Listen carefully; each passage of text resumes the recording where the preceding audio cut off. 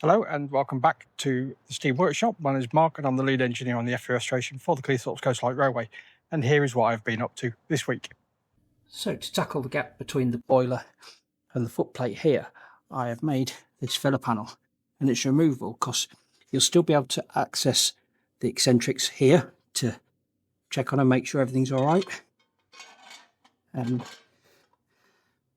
it bolts in just like this.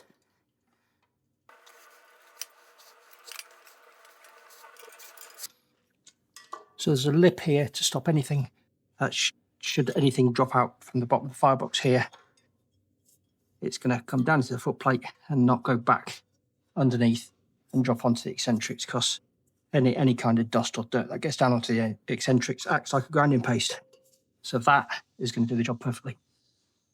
Finishing touches have been made to the door by adding these bolts here to hold the pins in place. Previously, the pins extended by about 3/4 of an inch with a split pin through, and that is just ugly. So I have gone for a single bolt into a tapped hole inside, and so you can clock them. There's a little slot in the end of it, so you can put a screwdriver in the end and turn it until that hole lines up with a threaded hole in the pin and locks it all in place. And the other job on the firebox is in here, right at the back there. And it's a new brick arch. Let me chuck the camera in.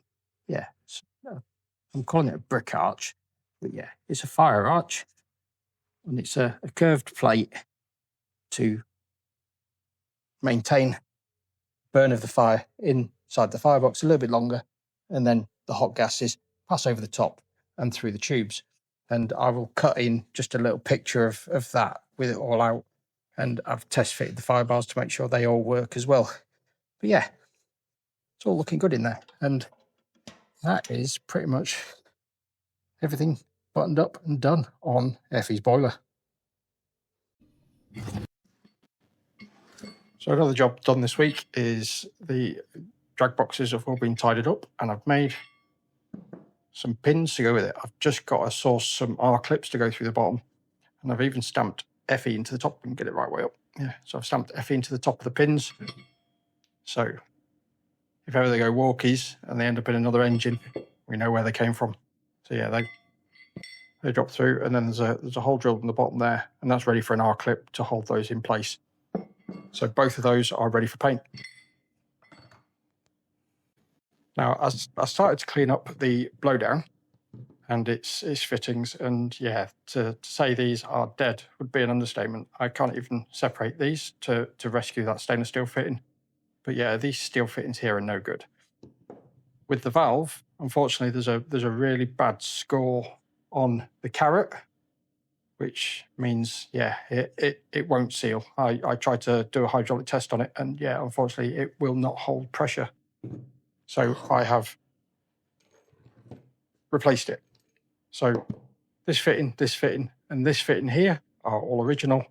I've got a new 3-piece valve, stainless steel 1-inch valve, and then new fittings here to replace the old rotten ones. So yeah, that is all ready to go when it comes to final assembly.